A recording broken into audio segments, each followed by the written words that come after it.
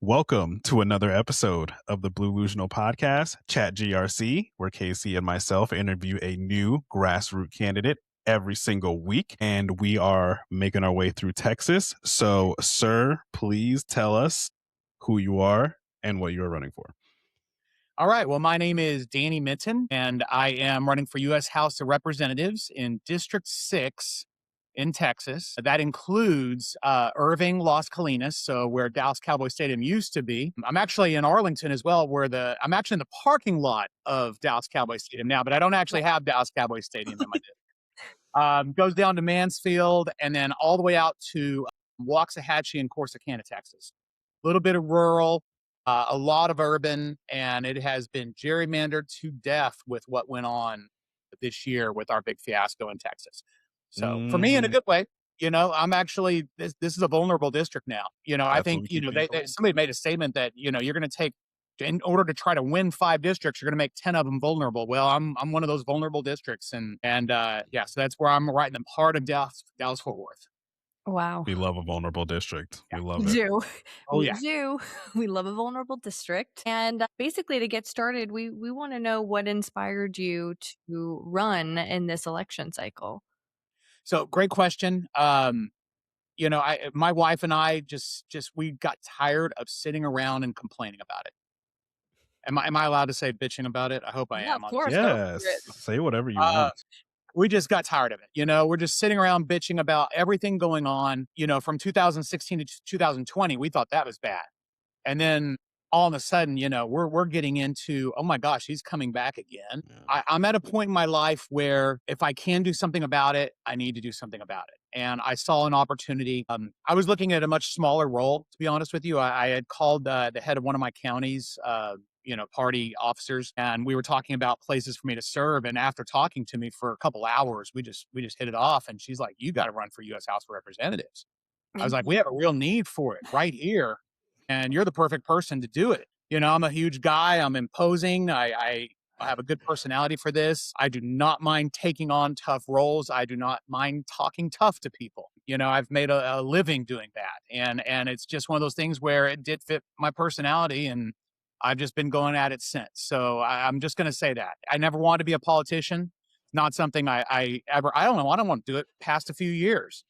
I signed on. Somebody said, hey, we want you to sign on to this term limit thing. You got to promise not to do more than three terms. And I'm like, that's fine by me. If I do 3, I'm out. I'm good with that. What's funny, a lot of Republicans have signed on to that, but these Republicans that have served, 20 terms, and they've signed on to these term limit agreements from this organization. But I mean it, man. I want to do what our forefathers said. I want to get in. I want to serve my time. I want to get out. I want to do some good. And that's why I'm coming in here and doing this. Yeah, why do people want to work? Yeah. Why do you want to work? Why do you want to work? Just retire. Forever. That was a question. I mean, we've thought about retiring. I'm at a point in my life where, maybe I could. My wife's a veterinarian, and she's thought about it. We do have a kid in high school. We have a kid in college, kid in high school. And it's one of those things where, yeah, I mean, we're probably not at that point yet, emotionally, where we want to retire. But I'm ready to take on a different job responsibility if it means that I can leave a better world for my sons, and for my family, and for my nieces and my nephews, and and the people I care about. So I was willing to do it. And I love that you are willing to do it for the short period of time that is necessary, and we're not going to see you in a wheelchair. Yeah. 90 years old being rolled into the chamber. Now do the exaggeration. I mean, that's just where we're at. So yeah, the term limits, it's in place for a reason. Please. That itself, just get in there, fix it on up, and let somebody else. Yes. Please. Wouldn't that be nice? Yeah. Wouldn't that be nice? Constant turnover, though. I mean, our government needs it. Can you imagine what we'd be like right now if people weren't just so concerned about their next election? Right. It would just be I think we might actually get some shit done. Like I would love to see that. I'm not naive enough to think that I'm going to go in and we're going to have term limits in 6 years and, I'm going to get out. But a lot of people, we've been joking around as friends, my slogan on if I do billboards needs to be, I'm going to Washington to vote myself out of a job. Yeah. I feel like that's what we should be doing. Right? right? Yeah. There's always That's going to be funny. somebody coming up. Gotta let them have it. Or I do like that you said you're gonna, be good at talking tough to people. And we definitely need that. So I'm gonna need you to be a teacher though and talk tough here. Yeah. So because people they love to be loud and wrong. What does a congressperson do and how can you use that influence at the local level? In my mind, and I'm going into this, I know that we've, discussed a little bit that I've, been in film for a long time, and I might be going into this with some sense of naivete because I feel like I'm going in because I'm supposed to be somebody who represents the people that I'm supposed to represent. I have Irving, I have Waxahachie, I have Arlington, I have Mansfield, and I'm there to represent those communities in government in Washington. I would like to think that's what I'm going to be doing. I would like to think that I'm going there to try to represent laws that best affect the people, the majority of the people that live in those districts, is not just the West Texas billionaires that are trying to control all the politics in Texas and the rest of the country. I want to represent those people in the best way I can. I want to represent legislation that best gives our families a future, that gives our kids a future, gives their kids a future. That's what I want to be doing. I think we're going to be doing a lot of cleaning up messes. I think for 2 years, it's going to be pretty ugly. I don't expect for me to just go in and day one, I'm never going to make that promise. Day one, I'm going to go in and we're going to get this and this and this and this. Yep. I think it's good aspirations. I would love to join other like-minded congressmen that want to do those things, but I don't think that that's, reality in this Right. situation.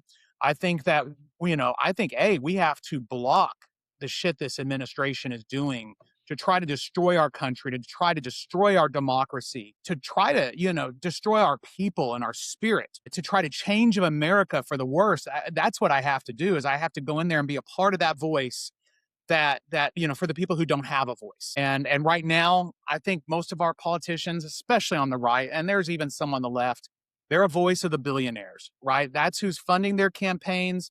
That is who's telling them what to do. And it's all working out really well for them. And my job is to go to Washington and try to make it not work out so well for them. That's why we do what we do, because we are very anti-billionaire corporation, the super PAC over here. So we're like, hey guys, those politicians you just hate so much. There's some over here that aren't funded by billionaires. Yeah. What a concept. Yeah. And you can vote for them. There's a primary. You don't have to just vote blue no matter who when it comes to the primaries. Yeah. Yeah, you can pick them. You can pick the person over the person funded by the billionaire. Oh my God. And if you look at my FEC filings, you can clearly see I'm not funded by the billionaire. That's the first thing I tell people. On the pulse whenever somebody says it, I'm like, It's right here. The guy I'm running against has $3 million in his hopper right now, man. And that's still early, right? He's going to have a lot more. Mm-hmm. And I'm like, yeah, you can clearly see who's funding his campaign versus who's funding mine. yes. Mine's being funded by nurses and school teachers. I got some doctors, there's there we go. People that are funding, but it ain't the billionaires that are doing it. Maybe, I'm hoping a few of them are millionaires, but none of the billionaires. None of the billionaires. Some people with offshore accounts and whatnot. Yes. But I do like that you said, like, this is what congressperson should do, but what we are going to face is going to be a little different. And I think that the analogy that I've been telling people is like, oh, you thought that the people in office during Obama's first term were on cleanup crew. Just you wait. Just you wait. No, there's this tornado just going through our country, and I'm going to be out there picking all that shit up. I mean, that's what we're going to have to do, and I hope we get it done. I hope that we get it done so there's some semblance of our country when we're completed. Mm-hmm. That's the goal. Mm-hmm. That's the goal. Yeah, it is. And for your constituents, you've gone over kind of with the gerrymandering who is in your district at this point. How have they been affected by this administration? Considering, I'm sure, farmers, immigration rights, tariffs, all of that. Like, what are you seeing when you're on the ground that you're like, oh, this is bad? Yeah, no, I mean, when you say the farmers, I mean, they're getting hit to death by the tariffs. I mean, I can't believe that we're just allowing these tariffs to go forward. I hope the Supreme Court does something about it. When we talk about affordability, and that's why he wants to keep saying, oh, there's no such thing as affordability issue. That's a Democratic term. And I'm like, you are killing affordability. I mean, those tariffs are killing small businesses. They're killing immigration. I mean, that's one of the reasons why I think that there's, everybody's so heated up right now. I mean, I don't think that's Yep. Captain Obvious if I say that, but ICE is a big deal right now. And I don't believe that it's a legitimate police force. I think it's a rogue police force. Mhm. It has to be. I've been saying eliminate ICE since day one. I would like to take ICE just back to where it was and what it was designed to do. And I think it has a good job. I'd rather the money, honestly, all that budget be put into local policing and actually have, local policing that has checks and balances, that's there for the community, that's there to prevent crime, and it's not there to torture citizens. I mean, the cruelty that we're seeing right now is just unfathomable. And I think, finally we're starting to see it, but then they're trying to taint the people's, like Preddy is, they're saying all these horrible things about him. They're trying to make it sound like, oh, it was okay that ICE did that. One of the things I heard today is they're trying to say, oh, well, Preddy was gay. I was like, so it's okay to kill gay people then? Is that what you're trying? I don't even understand where they're coming from with these attacks. They shot an innocent person on camera and we saw it. And he was just trying to help a lady out. Yeah, the ICE has to be, if not abolished, at least demolished and rebuilt. You said the magic words. Magic word. Yeah. We have to make positive changes. We can't allow, this destructive president to keep doing what he's doing. And he's getting away with it because he thinks he has a mandate to do it. And we're going to have to teach him that mandate is not there. Yes. And whoever is currently in your seat, are they coming to the district and seeing what's happening? Not really. I mean, the thing. So my seat's interesting. The guy's name's Jake Elsey. I'm just going to say his name. He's not a horrible guy as far as Republicans go, and he's actually, done some bipartisan stuff. However, he has signed on to the big, beautiful bill. He has done exactly what he's been asked to do. When he says jump, he says how high. At Christmas time, he's out there, he was, putting food in cars and, Thanksgiving and Christmas time. And I'm sitting there going, you are putting food in cars because you wouldn't sign on to continue the SNAP benefits for the reason you're putting food in cars. If you had just done your job, this would be a lot less necessary. I mean, it's always going to be necessary. I grew up in a poor household. We had to have food stamps. I know what it's like to be on government cheese. By the way, it doesn't taste good. It looks, man, I have bad memories of government cheese. But man, is this guy relatable or what? I know exactly what that's like. And that's not going to go away just because food benefits are going to be back. But man, don't sit there and act like you're solving the problem, putting people, food in people's cars when you're the one who caused the problem in the first place. And so, yeah, I'm ashamed of him for, not fighting for the people in this district, not fighting for the hospitals. I mean, we have public hospitals that count. We have rural hospitals in some of the rural parts of my district, Navarro Regional and Ennis Regional. These hospitals are not capable of sustaining themselves under the big, beautiful bill. I have people, I talked to this couple over Christmas, just broke my heart. They're an older couple. Their daughter works in a movie theater in Waxahachie, Texas. I shouldn't probably say too much, but, she was on benefits that, for her, for the Affordable Health Care Act. And she was paying like $1.86 a month for her premiums. And she got a bill saying they were going to go up to $700 a month. Well, she can't afford that. She's, special needs patient, severe special needs. And, all of a sudden she is, losing her entire ACA benefit. And who picks up that? The family has to help. And all of a sudden, do you have to choose between, and I know families are having to choose between, do I, pay my premiums or do I pay my mortgage? Yup. How do you do that? You shouldn't have to make that decision in this country. I'm very much for single payer healthcare. I've worked in healthcare all my life. I don't know if you knew that or not, because I know we've talked about mostly films, but Mm-hmm. I am a film critic for the Houston Chronicle, Houston Community Newspapers. But I've been in Yep. healthcare. I work in surgical technology for breast cancer, and just watching these systems, all my life, I understand what people go through with this, and I understand that we cannot continue on the pathway we are. We can't be the only developed nation in the world that doesn't have a single payer healthcare system, or at least some kind of universal healthcare, where healthcare is not a right, or it is a right and not a luxury, and that's the way we're treating it. Mm-hmm. Yeah, Yeah, I we had mean, our eyes opened yes. with that, with healthcare, especially when we all ditched TikTok and went to Red Note, and we said, "Wait, you guys don't have to pay $27,000 for an ambulance? Yeah, Oh, it sucks here." yeah, Yeah. Well, we Yeah. got access. I mean, social media and being able to truly see what other countries do for maternity leave, paternity leave, paid sick time. It's like, yeah. oh, now I understand they're smaller countries, but wow, we're supposed to be the best. Yes. Ooh, no. Said, "Oh, we can't be like Canada." Right. I posted a TikTok on this because I have a really good friend from Toronto. And, I asked him about it. And he's talking about how imperfect the Canadian healthcare system is. Right. I've He'll, heard, he'll yeah. tell you it's not perfect. And then you Yeah. ask, would you trade it for American healthcare system? And they are, hell no, I wouldn't trade it for the American healthcare system.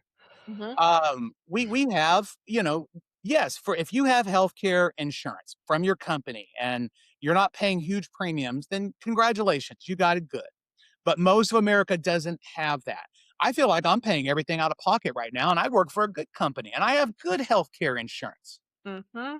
So we Yeah, can't continue to do this. This is unsustainable. exactly. Yeah, we're dying. Like, people are dying. Like, let's be so clear. And we People can are figure dying. it out. We're America. We have best, the best medical research in the world. We are the best at building things, at making things better. Other countries benefit from us all the time. And yet we will figure it out if we want to. But if we want to keep the billionaires staying billionaires, controlling all, that, and then fine. And it's not about the doctors, too. I think people are like, oh, doctors make too much. No, they don't. Doctors aren't making as much as you think. And they're going through a ton of school. I don't think we should raise the taxes on they're I think that people consider the doctors, the lawyers, the engineers as the rich. Those aren't who we're talking about with raising taxes. Not even. And I Those are guess I'd rather them be the rich. those are the job creators, not the billionaires. Yeah. Billionaires are just profit creators. They're just there for themselves and to make as much money as they can because they think it's a big monopoly game at the end. And yeah, we can't be treating it like that. Mm-mm. That's absurd. People are saying that doctors are rich. That's so funny. So I did want to ask about your time as a journalist and being a critic. And we're living under an administration where everything is a production. It's a TV show. It's, look over here narratives. So can you explain how dealing with somebody like this or an administration like this, why narratives and the media is so important? I mean, for me, I love it because it's dreams, right? I love being, you know, sometimes I want somebody else's dreams because they're a lot better than mine. Sometimes mine feel like nightmares. But I do love what movies, what TV have brought to us. I don't think it's all negative, but I do think that especially in today's right wing media, I think they've done an amazing job of persuading people and dividing people, that normally wouldn't have, thought things that they're thinking about their own families, their own friends. I really, there are some sickening things going on in the media that I would love, it's our right. We can do that. They can talk, they can say what they want to. But there are a lot of things that I really wish, we could put some controls on. And they want to put the Mhm. controls on what we do too. I love the whole argument about Bad Bunny and the Super Bowl, but that's probably a different argument. Yeah. But no, I mean, I look at Fox News, I look at the kind of vitriol that is put out and the divisiveness. I mean, I used to go to Thanksgiving with my family in Oklahoma, and I loved it. I mean, I cherished those days. And I knew they were Republicans back then, and I was kind of a Republican back then. I didn't really follow politics as well, but I called myself a Republican, and I voted for Republicans back then. Then I started to say, you know what, does this portray my values? And I think, when we start to try to say, okay, my politics need to match my values, then all of a sudden things change. And Obama was the first Democrat I voted for. I never turned back again. But when it comes to the media, I think, I want my media to portray, no, maybe not Game of Thrones, but I want my media to portray my values too. I want to enjoy, I want to have fun. I love what, the world of movies and music and all these things bring to us. But I do think that they've had their dangers as well in our society. Yes. Yeah. Like the scripts, like when people start putting the news side by side, all the right wing news, because they really do this more in right wing, that they have the exact same script. They're like saying it word for word, the exact same thing Lockstep. all over the different news channels. And you're like, that's Talking points are, oh my God, I hope I don't get hit with that. Right. I mean, I'm looking at that too, because I've heard that Democrats do the same thing, and I hear it. Oh yeah. They'll say the same talking points, and I'm like, I never want to be the talking point guy. I don't want to get my email in the morning saying, "Oh, this is what I have to say today," but I don't want to say this today. I hope that that's not the case when I get. I would it simply say happens. no. I'd be It like, happens on every scale. I know. I'd be like, what are you gonna do? Fire me? Yeah. Like, no, I'm not saying that. Yeah. Literally every scale, even content creators on socials. We're in a Yep. group that DNC clips are shared and they're like, hey, say this. And we're like, Yeah. no. No. Content creators on social media. So it starts at the bottom and goes up. It's so crazy how it happens. And it's also so crazy how politics, everything's political, even media, even movies, music, TV, and the amount of TV shows that I'm starting to look at and go, ooh, like Handmaid's Tale. It's like, ooh, it's a little too on the nose right now for me. It's a little too Yeah. scary. Funny because I Yeah. had that conversation with Bradley Whitford recently, who is The West Wing, and he's on Yes. Handmaid's Tale as Mhm. well. And Mhm. yeah, I think that I hope when I get to Washington, it's a lot more like Veep and a lot less like House of Cards. I'd love to live through Veep. That chef's kiss. Please. Right? It's just crazy. But you brought up the fact that you would consider yourself a former Republican, so and so. Can you pinpoint that moment where you were like, I can't identify with this party? This party's kind of lost its way. 100%. So it was, I just married my wife.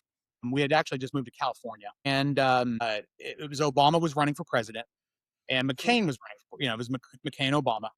And I like McCain. And to this day, I still like McCain. He did some ugly things too. He's not perfect. Neither was Obama, by the way. Mhm. But Yep. I was watching, and we went to go see Obama speak in Houston at a big rally, and I'm like, this guy's, I was like, I like what this guy's saying. I read one of his books, like I like this even more. And then just to turn the tides and make me really switch, they picked Sarah Palin as the vice presidential candidate, and I was like, I cannot be a part of what that bullshit is coming out of her mouth. I can't be a part of this anymore. I was like, that was the icing on the cake for me. I didn't know who Joe Biden was. I didn't really care about vice presidents back then. But I really did not want to be associated with her. I didn't like the hypocrisy coming out of her mouth. I didn't like how she was using Christianity to try to control people. I was seeing that more and more, and that sickened me because I'm a Christian. I grew up a Christian. I consider myself a Christian. I go to church. But I also have better understanding, I think, of Christianity than most GOP Christians, which have become white nationalists at this point. Yeah. And I can't tolerate that. I want to have deeper discussions aside. I don't think those should be political discussions because I think our church and politics should be separated. But man, I really want the GOP Christians to actually wake up and start saying, who was Jesus and would he be okay with what we're doing right now? Mm-hmm. He would have been flipping some tables. Yeah, I know that much. I I know agree. that much. If he was here, he would be in a detention center right now with Yeah. the way this administration is Yeah. going, and they don't want to hear that. They do not No. want to hear that. Yeah. No. I They agree. would definitely ask him to show him his papers. Yeah. No, my And they son would- doesn't like my shirt I wear, but I like to wear it. I have a shirt that has Jesus, and it's an AI shirt, and it's Jesus being escorted with his hand behind his back with two ICE officers next to him, and it looks like like it's actual reality Oh my AI picture. My son hates AI. god. I like to make music videos where he's break dancing and he doesn't know how to break dance. And so I'd love to make those and it just to piss him off sometimes. Yeah, he really hates my AI shirt, but I love it. I like Ooh, that's a strong shirt. It's the That's a strongest shirt, I will say. because that's drawing eyes in public. They're like, "Oh, how I know, I dare just he?" know that you've worn that shirt and somebody is just staring you down at the grocery store. Just fist I've balled. worn worse shirts than that. My favorite, I love going to Costco and Sam's in my favorite Democrat shirts. They're Uh, like, "Wait." yeah. One of my favorites also has a lady cooking and, it's like this old 1950s, she has a big pot of stuff cooking and Mhm. there's an arm sticking out of the pot and it says, "Eat just one billionaire and the rest will fall in line." Where are you getting your shirts? Amazon, baby. It's the best place. I What? am not a violent person. I'm not a I went. I know, right? You're saying all the magic words. Listen to this. I'm not I'm also here saying for Elon it. Musk might taste good with a little meat shirts on. All the ladies are clutching their pearls at Costco. He said he was going to eat Elon Musk. My Elon Musk. Well, speaking of eating Elon Musk, what are your top 3 priorities going to be when you get elected? So, we've touched on a lot, but I mean affordability. And I think affordability, we're right now, if you talk to a Republican about affordability, it's like, oh, gas prices are great, egg prices have gone down, and that's affordability. That is not affordability. People are struggling right now to get ahead. And I think healthcare needs to be tied in with affordability. I think they're hand in hand. Mhm. When we increase people's premiums and the prices of their prescriptions, and I know, yeah, you can decrease the price of insulin and you can do a couple things like that to fix it, but man, premiums are brutal right now. And you cannot have to choose between your healthcare insurance for your family and your mortgage. We Yeah. cannot have that in our society. But we have to make it so people, we need to raise the minimum wage. We need Oh, to make it so corporations can't collect welfare like Walmart, paying their employees minimum wage. And all of a sudden, they're, getting huge tax breaks. And we need to actually treat our small business owners like the most important people on the planet because they are, Are. and not billionaires because they have enough money to pay for that kind of treatment from Congress. So affordability is a big one. And we have to tackle that in so many different directions and not just eggs and gas because it goes far beyond that. Um, Education is one of the things that is, I'm the product of an educational system, even in Oklahoma, which is ranked dead last right now. I'm not sure a mhm. kid in my situation would have the same opportunity I had. But yes, I grew up on food stamps. I grew up on government cheese. I grew up very poor. And yet I was able to make it out. I had teachers that found my potential and they got me through and they inspired me. And I went to college and I was able, I'm vice president of sales for breast cancer surgical technology right now. My wife was in a similar situation. She grew up dirt poor. She's a veterinarian. These are situations where do kids have the same opportunities? I mean, we're trying to take them away right now in Texas, they're trying to take away, public schools. They're giving these Yeah. vouchers, trying to get kids out of public schools. And for every kid that goes to a private, school with this voucher, that those public schools lose $10,000. $10,000 in general is a lot of money, but when you take it per kid and you start to take this money away from public schools, you're not going to raise an army of doctors and engineers and scientists, right? They're trying to Yeah. raise an army of Charlie Kirks who can try to, propagandize our society. And I think it's sick. We have to support our public schools. So I would love to get into Congress and build back the Department of Education, make it stronger, and make it so that the federal government has a stronger checks and balances systems on the states. Because I think we allow states to screw up our school systems big time. Oh, yeah. And then I would say finally, I think term limits are a really great place. I think we need a lot of some constitutional changes, sorry. And I think term limits, we need to take away the president's pardon power. I mean, I think we need some really strong constitutional changes that we have not been able to accomplish in decades because of how we have become. Yeah. Mhm. Yep. And I Pardon love power. that you didn't mention small fixes, which I think a lot of the time is what Congress will do. They'll go in and try to find a way around fixing the actual problem. Like you said, there could be maybe a loophole into lowering some prescription costs and you could tweak with it and try to make it work. Or you could just fix the problem from the ground up. I love the idea of the grand solution, right? Mhm. I do understand that it's probably going to be small fixes, but Mhm. I was a puzzle solver growing up. My mom would go and find puzzles for me at garage sales. Most of them had missing pieces, but I did them anyways. I'm a puzzle solver. I know what that puzzle's supposed to look like, right? I have the box. And then it's my job to try to figure out how to get there. And yes, do I think that we can just go ahead and say Medicare for all in 2 years? No. Man, that would be awesome. I want to see it in my head. It's a Yeah. beautiful sight. Uh-huh. But yeah, Sounds good. it does come from small fixes. It comes from, okay, well, let's take it down to age 55 and then 40. I mean, I know that these things are, how these things are going to have to work, but yeah, I see the vision of what they could be. And yeah, I would like to make that happen. Yeah. So many people don't see the vision though. They get in, they're like, let's just throw a band-aid on it. They'll make them happy for a couple years and then we'll move on to the next thing. And so many times when we talk to candidates and other people who are kind of behind the scenes in politics, all of them say the same thing, which is why do we keep putting band-aids and then another thing breaks and another thing breaks and another thing breaks to the point where it feels like it needs to be completely demolished just to rebuild it. And we're getting there with the Department of Education. We're getting there with Yeah. healthcare, where it's becoming to the point where you can't even put any more Band-Aids on it. Well, they're trying to destroy it. Like literally, our president put the CEO of World Wrestling Entertainment to run our school systems. Yes. She didn't even call it AI. She calls it A1. A1. I mean, this is ridiculous. She is there to destroy education in this Mhm. country.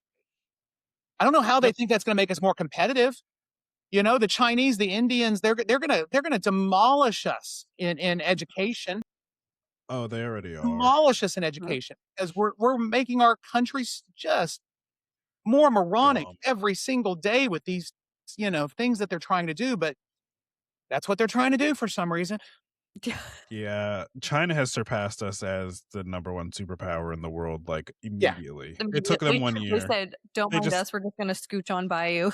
they just had to sit there. They said, "They're destroying themselves. N Yes. We're just Go gonna ahead, get out of their guys." way. We'll just move out of their way and let them. Let Yeah. them do what they're gonna do. Yeah, we'll go into these other countries, we'll start helping them because makes us l and then when we help them and then the US does something bad, they're gonna go, "Wait, China helped us. Yeah. China helped us. We don't need you." Yep. It's 100%. it's Just becoming call us when you're ready to, give us a whole bunch of money for that TikTok deal. but that's when they swoop back in. Uh, Otherwise, go ahead, destroy yourself. but I feel like, you know, we are not running for office. Devin and I are not those people. But when I think about the amount of things that need to get fixed, it's almost giving me more anxiety than anything else because so many people are like, okay, well, you got to get in there. You got to pull everyone out. You got a trial for everyone. We need accountability. We need loopholes closed. We need to look at the Constitution again, healthcare, affordability. Like you could go on and on and on about all the things that need to get fixed. It seems impossible.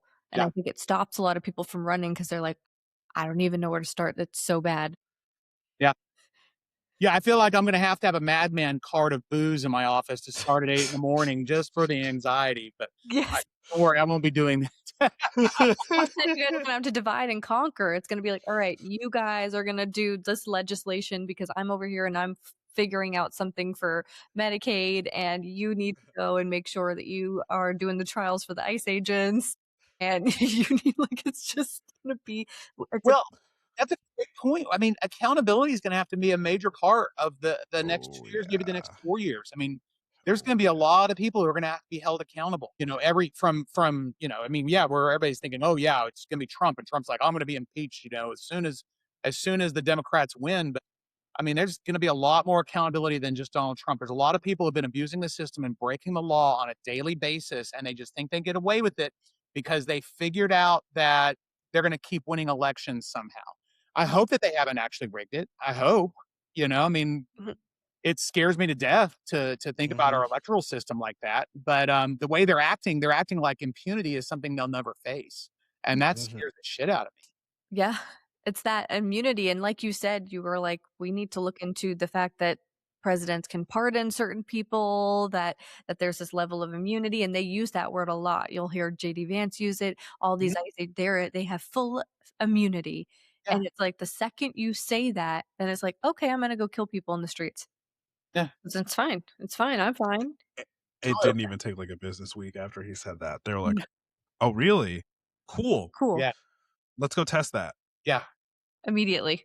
And yeah, that just can't go unpunished, because that just sets the most insane precedent moving forward. Like, Democrats cannot gain power again and not hold people accountable, because But it does give it's you not gonna look good if they don't. what happened in Minnesota and the protests and that has to, it makes me feel good that, you know what, they didn't get away with it this time. Yes. They, Right? It was like, holy crap, they are going to get away with this.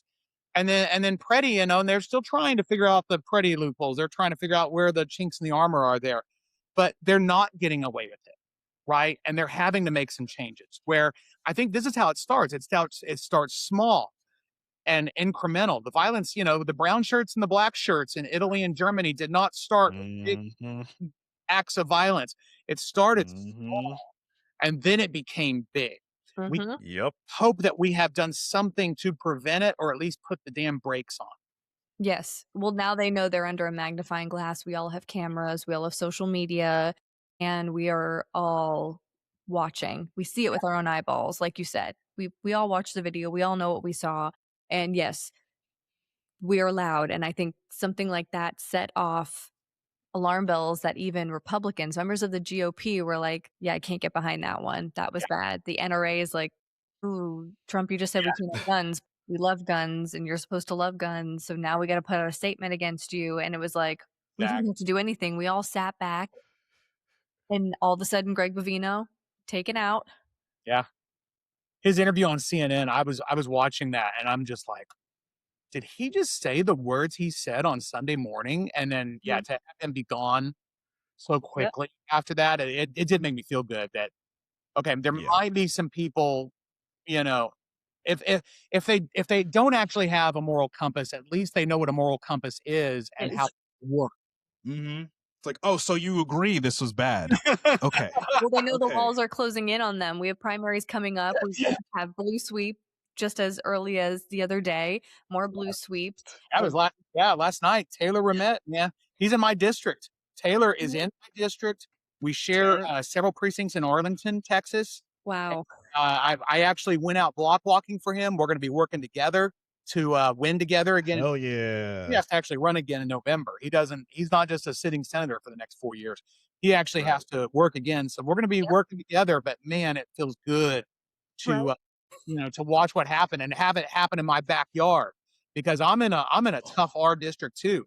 And I think we can turn this around. I'm feeling really strong right now about this. Yes. I mean, when I saw strongest Republican district in the country, I said, ooh, these people are in very big trouble. Yeah. These people are in very big trouble. Yeah. They got some watching out to do. Yes.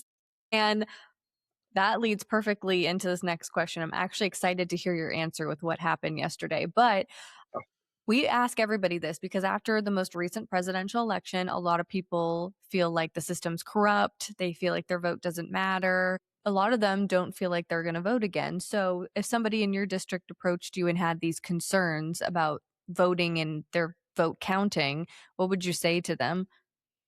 Yeah, I mean, that argument became a lot easier after yesterday, didn't it? Yes. It's like, look. Hey, folks. So let me remind you about January 3rd. It's very recent. And we proved the whole world wrong. We get out and vote. I want the Republicans to be thinking that way in the future, that their vote doesn't count. Yes, right. Damn blue for them. I mean, it's something that I've thought before too. I mean, I have voted in the past. Back when I was in college, I say I voted all Republican. That's kind of a fib. One time I voted for Ralph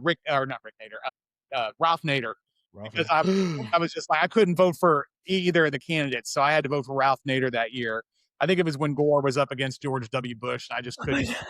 But Oh, you always had one foot out. I'm like, what, it doesn't count, but I'm going to send it as a protest. And I voted in. And I'll be honest with you. This is, I am not ashamed of this at all. There are some Democrats who are going to say, I can't believe you did that. But I have voted in Republican primaries just to put a protest vote out there. Just to vote against, because I was like, well, the Democrats, there are no primaries that are going to affect this. So I'm going to vote for the opposite candidate, in every race just to put a protest vote out that I don't like what they're putting up for us. That's the point, though. That's what people don't get. That's literally the whole point. It's like, hey, I don't like that guy. Yeah. I want this guy. No, the consensus is dumb. I don't want to hear it. I like this guy. But in the general election, I think we've proven when it counts, you have to vote like you want to vote, right? Right. That's so important. And I think we've proven that it works if enough people come out and do it. And so I feel good about Texas right now. Now, that was a small election, right? Not a lot of people vote in that election, but I think it's a tale of what can happen and things that are bigger to come. And I think people are upset. I think the Democrats' message is better than the Republican message. I think the Republicans have been masterful at making this all about stuff that doesn't matter. I think in 2024, they made it look like the Democrats, all we cared about were trans rights. Yep, I did. Yep. Single transgender for everyone. Yeah, that's not correct. There were some commercials. Colin Allred came out and said, of course I don't want boys and girls sports. He needed to say that, but we did not do that enough, and we shouldn't have even had to. We need to make these about policies that positively affect 99% of the population that we serve. And as long as we do that forcefully and don't allow the Republicans to control that narrative through their masterful marketing, which they're very good at, then we can take this. Texas, they say, is a blue state. I think it could be true. I mean, Beto always said it's not a red state, it's a non-voting state. And I think that's also true. But my district is a blue district. There are more blue lives in my district than there are red lives. But they're not voting. And we got to get them out and understanding that their vote not only counts, but it actually affects them. And I think the ICE thing is actually showing them how much it affects them. And their premiums for healthcare are showing how much it affects them. And if they just sit on their asses and don't vote, then they're going to continue to hurt the way I think that this last year has been hurting them. Yes. You're speaking my love language, because like my videos, I'm literally like, get off of your ass and go vote. I'm just like, what is so hard about this? Yeah. We saw it with the Afton Bain race, 40,000 stayed home. The numbers were there. She could have won. It's up to us. Period. It takes a lot of people, it happening to them personally, for them to say, oh, yeah. And then they get online and they complain. And then everyone in the comments is like, but did you vote? Who did you vote for? What did you vote? It doesn't matter. And they're like, well, I didn't because I just am not political. And it's like, you don't get to say that anymore. You don't get to say, I'm not I didn't like either of them. She was going to be just as bad. I'm not educated enough to talk about politics or understand it. So I just stay home. And it's like, it's not rocket science. Yeah. It is not. You would actually be shocked when you get into the world of politics, how easy it is to understand. Democrats just like to use language that's so hard to understand. And it's like, you need to talk to us like we're normal people, because I think that turns a lot of people off. They're like, I don't understand what he's saying. What is he talking about? Yeah. Like what? Well, a lot of, and I also hear the argument that we need a third party, right? So people are, young people especially, do not like choosing between a Democrat and a Republican. I remember a South Park episode that was just brilliant, where they had to vote between, at school, they had to choose between a douchebag and a turd sandwich. I remember that was Yeah. Like, people want that third choice, fourth choice. I admitted that with me voting for Nader, even though I know he didn't have a chance. But I think that young people are more and more, they're not choosing Republican or Democrat when they do vote, and I think the general election allows us to treat it more like an independent. And if you think somebody like me has more of an independent voice, then vote for me. When you find people like myself, especially in smaller seats in government, we're all out there. We're on the internet, we're on TikTok. There's a lot of voices that aren't just saying the same shit that the red and blue are saying.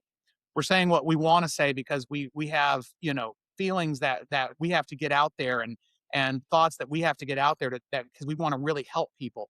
And I'm not saying I'm an independent. I'm running as a Democrat. I do believe in a lot. I think they match my values better. But I do think that it's okay to get out there and let's push for an independent party. And we're not going to do that if you sit at home and don't do anything. I saw someone say New Blue today that I think I like that because we're on the same page. We're like, yes, we align with the Democrat values, but the people that we have in place they're just not doing it for us anymore. Like we just don't. So it's like, oh, you libs, you Democrats. And I'm like, technically, but don't call me that. Like, don't call. Like New Blue. Yeah, let's go with New that. Blue. Because New Blue, progressive. I see the integration of blue out there. I really do. I mean, I look at the guys I'm working with in this campaign. I'm making a lot of friends in the campaign space. And a lot of former military, a lot of people with really fresh ideas, a lot of people like me who just don't give a shit, and we're going to act like it when we get into Congress. And that's you have a fun group in Congress. Yeah, you've got the William Marks, the Birds. You were doing it in your head too. Yeah, I was. Kevin Birds. William Marks. All the people that guys I'm talking about. Yeah. We're making imaginary friends. They are. They're like, we're veterans. We know. Let's go. They're like, we know our rights. We know your rights. Let's just do this thing. Let's fix this thing. We have to act like there's nothing to lose, Exactly. Because we have everything to lose. So we just have to go in and say, you know what? I don't care if I don't get elected in 2028. If I do a good enough job, you should want to elect me in 2028. But you know what? If I do what's right, then I shouldn't care about that. Yep. Yeah. If you do your job, you shouldn't have to worry about keeping your job. Oops, I lost you. Can you hear us? I can hear you now. Sorry. Okay. All right. You're good. Okay. This is a good place to go. I'm going to like your answer. If you are running for president, who is your dream VP, living or dead? God bless. Yeah, I was thinking about that today that's I told you guys I don't want to be I really Nobody don't ever be actually president. wants to. That is a job that I just do not want. Yeah, but if I had to be president, I would probably right now, Mark Ruffalo is one of my favorite people. I your friend Mark Ruffalo. You don't want to see when he's angry. Trust me. I knew I'd like it. But no, I like people like that are just willing to speak their mind. Yes. They know that it could hurt their public image, but you know what? Screw it. Let's hurt our public image sometimes if what we're saying is right. Mm-hmm. He says we'll the pass thing. that along to him. We'll let him know. dear friend, Mark Ruffalo. We're besties. She just doesn't know it yet. He doesn't know it yet. He does know it because he does follow us, but he doesn't know that we're besties. Yeah, not yet. I got to meet him a few weeks ago again. I've met him. And every time I talk to the guy, I'm just like, God, this guy inspires me. He gave me 3 hugs and he's like, you have to win, dude. You have to win. You have to win. And I'm just like, okay, help me win. I'll try. We're going to tag Mark Ruffalo in our Instagram video on this. Okay. Yeah. You said Danny had to win. Him up the candidate he met at the Critics' Choice Awards. Yeah, this is your friend at the Critics' Choice Awards. And we're your friend. We're all friends, right? Right? Mark Ruffalo? I need Hulk, not Red Hulk. Let's go. Come on. Oh, yeah. Oh, my God. I love it. And he does give off vice president energy. Like he gives. Oh, for sure. Fun. He'd be fun for the kids. They'd love him. They're like, Hulk is the vice president. But now I'm like, wait, no more actors, please. no more Hollywood people. Yeah, the demolition at the White House would be easier with him too. Oh yeah. The kids would love him, and it would just completely trump Dean Cain as an ICE agent for Mark Ruffalo to come in as vice president. I forgot about that. Yes. Hulk wins. Dean. Yeah. Well, this is probably going to be the hardest question you have to answer. Hey, all right.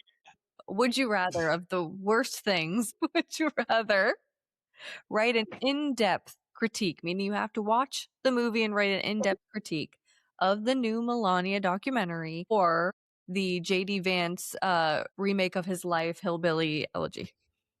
Okay. Well, first of all, I don't want to have anything to do with watching Melania. Now, I may because every year I have a list of my worst movies of the year, and sometimes you have to watch a bad movie. But it's funny. Hillbilly Elegy, I associated a lot with. Like I found relevant to my own story. Right? Some people are like, Really? But I mean, I didn't have a drug addicted mom. I had a alcoholic father. I had a grandmother that really helped Okay. quite a bit through that. I was able to make it, and get educated in a situation where a lot of my friends and family were not. We had a lot of people we knew in our lives growing up that ended up in prison and ended up, dead of HIV. I didn't have the drugs and the fentanyl in my life, so that's the good news. And my mom brought us to church every time the doors were open, and that was probably incredibly positive for us. But I found some relevancies with that film. I Okay. hated what happened to him afterwards. I don't know where he lost his soul. And that's what really hurts because I think he has. When he came out and made the comment that, Trump was Hitler, I was like, well, God, I can get on board with that because I agree. But all of a sudden he's his vice president. And I think he's being controlled by some really evil people that are ready to put him in a seat of power. And he's incredibly talented at what he does and how he says things. And it sickens me what he's become. But yeah, I did find some, when I watched the movie, I love Ron Howard. I love how he handled the situation. I just hate what became of the actual story. yes, right? Yeah. Because he used to make sense. Yeah. I just gave you too much of a hillbilly elegy. You did it. because- You just gave the Yeah. critique Now review. Right? we're gonna want to go see it. Don't go see it. Don't watch. Right? Told Well, y'all. it's almost like his body is rejecting what he's become because every time they send him out to do something, he makes a fool of himself. And it's like he drops the NHL trophy. He says, if you want us to go find the pedophiles, tell us the address. Like he can't just go and do something without making a fool of himself in some way on social media, and it's almost as if his body is rejecting Mhm. Yeah. everything that he has to stand for right now. And Which is nothing. I truly believe that there are a lot of people in power that have something over him, whether it's money, whether it's blackmail, I don't know what it is, but the change up from just the past 5 years is crazy. Yeah. It's He absolutely has wild. forever changed the way I shop for furniture. I mean, there's no doubt. You're looking at those couches, And so there are some positive impacts as well. right? But no, Yeah. I agree. I don't know what happened to him. I think he lost his soul along the way. And I feel, I don't get it. And I don't get how the people on the right aren't seeing this. I don't see how my friends and family don't see this. Yeah. Because to me, it is just so obvious To start. that he is somebody's puppet and they are trying to put him in a seat of power. And I hope he doesn't get there. I Same. want you to write a deep critique of that movie and then like how it contrasts with how he is now and send it to him because I feel like that would really get under his skin if he had to read Like, do that. you remember that being this person? Because that's not you right now. You were kind of regular before. Don't know what happened. And maybe he never was. It's possible that his whole life has been, he's been trying to figure out how to get to where he is. But I don't see that in this situation because Yeah. I felt like I kind of grew up in that same childhood. Yeah, there was some villain origin story that we missed Yeah. along the way that he was like, "Oh, I'm choosing this path." And wow. I'm going to be Wow. evil now. He is. He is. He is. It's unfortunate. Well, when you win, we're going to try to come down to Texas. So, what is your hidden gem in Texas that you are going to be taking us to? Oh God. Well, okay. So, okay. There's a couple businesses I'm really proud of in Texas, but I'm assuming you're asking about a restaurant, maybe. Anywhere, wherever you think that people Wherever, come to your but district and they overlook. They Okay. be I'm like, "No, this listening is though. great." Two I'm places listening. kill, and they're on opposite sides of my district, but killer places in my district because I'm not gonna sell any place outside my district. Cafe Americana. It is a tapas restaurant, but it's like I've heard of it. it's like almost like Peruvian tapas, and it is phenomenal. Great cocktails, amazing chef. It's in an old garage that's been converted into a restaurant. It's in Oh, sold. downtown Arlington. It is phenomenal. I love going that place. And then my favorite business this has been my favorite business for years because I'm a competitive barbecuer. And if you've ever watched YouTube videos about barbecue, then you know Meat Church. Meat Church is based in Waxahachie, Texas. It's in downtown Waxahachie. His store, it's not a barbecue restaurant, it's actually a barbecue supply store. And they have every barbecue gadget, everything you possibly ever needed. He's the best spice maker in the world. He teaches barbecue classes in Sweden, I mean, all over the planet. And he's all over YouTube. And his shop is in Damn. Waxahachie, Texas. And I love going there. And that is one of my favorite places to go. So if you like barbecue, yeah, that's where I would take. Okay. Yeah, I'm a carnivore. Meat Church is like actually my religion. Oh, Not the actual place, but like I worship at the Church of Meat. So yeah. Saturdays, a lot of times he serves beer and barbecue in downtown Waxahachie. So sometimes you can catch him doing that. He also teaches courses all over the area too. That's crazy. We're gonna go. We're gonna get some tapas, and then we're going to class. Yeah, and I'll just take you to my house. At the Meat Church. I will make you barbecue at my house. So just anytime you guys want to. That's yeah. That's all. We're gonna have to dedicate like a week to Texas to hit all the places there.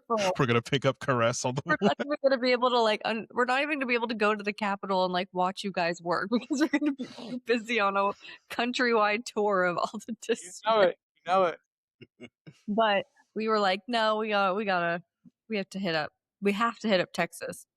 Okay. Yeah. Yeah, That's where it's for sure. for us. I love Texas. Houston's great. Austin's great.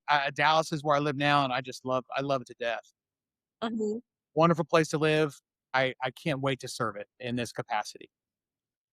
Hell yeah. That makes me so happy. And before we outro out, speaking of wanting to serve them, let us know where they can find you on socials, your website, where they can donate, volunteer, all of that good stuff. Yeah. So my website is just my name, DannyMinton.com. DANNYMINTON.com. Couldn't be easier. And I have all my socials listed at the very top of my webpage, as well as if you want to donate, which, by the way, God bless you if you do. We need it. My competitor has raised $3 million and I am far less. So I do need help. We're trying to do what we can with what we have. We appreciate every gift that we're given, $5 or more. We love it. So yeah, I mean $1 too. I guess I should say, just give me $1. But yeah, I'll take. Give me $1. On there, I'm on Facebook. I have Danny Minton for Texas. I have Instagram. I have been really trying hard to put videos up. William Marks got me into that, putting up videos on TikTok. So my TikTok channel's getting going. Love William. I'm almost to, I have almost 1,000 followers, and I'm pushing forward on that. There we go. On YouTube, because most of my friends are too old to figure out TikTok. So it's one of my videos on YouTube. So I have a YouTube channel too. I thought about doing some barbecue videos on there. So maybe I might need to do that to get some more followers on there. Yeah, I guess. Do it. And then they'll all come and they'll be like, we want to watch barbecue. And you're like, oh, well, I'm barbecuing. Learn the Constitution. Get some politics lessons in there too. But legislation. Yeah, DannyMinton.com is where it's all at. And I appreciate, the support, the good vibes, everything that everybody's throwing our way. Yeah. Love it. Thank you so much for coming on to Chat GRC and rounding out. We haven't even rounded out Texas. I feel like we've only made a dent in Texas, and yet somehow we haven't covered all of Texas. It's crazy. Big ass state. Big ass state. You are the one that have to cover a lot to cover all of Texas. A lot of Texas, but we're making a dent in Texas. So we thank you for being part of the dent that we've made in Texas. And we are so excited, especially after yesterday, guys. If you are not aware, yesterday, it was yesterday for us as we're recording, but we flipped a seat that is deep red in Texas. So deep. In my district. Yes. Mm-hmm. So if that is not the Hope Corps you guys need to go out and vote, I don't know what is. I'm not going to stop talking about it. So don't ask Yep. talking about. I'm not going to shut up about voting. I'm not going to. And guys, it is February. Primary start as early as March 3rd and go all the way through late August. So check your voter registration. Make sure you're registered to vote. Check Ballotpedia for who is running. And make sure you're looking at progressive candidates that are not taking corporate, foreign money, none of that. We need to get people who are just like us in office to start cleaning up on aisle America. So make sure you're in here every single Thursday. We interview a new grassroots candidate every single Thursday through primaries. And we will see you next week. Have a great night, everyone. Bye.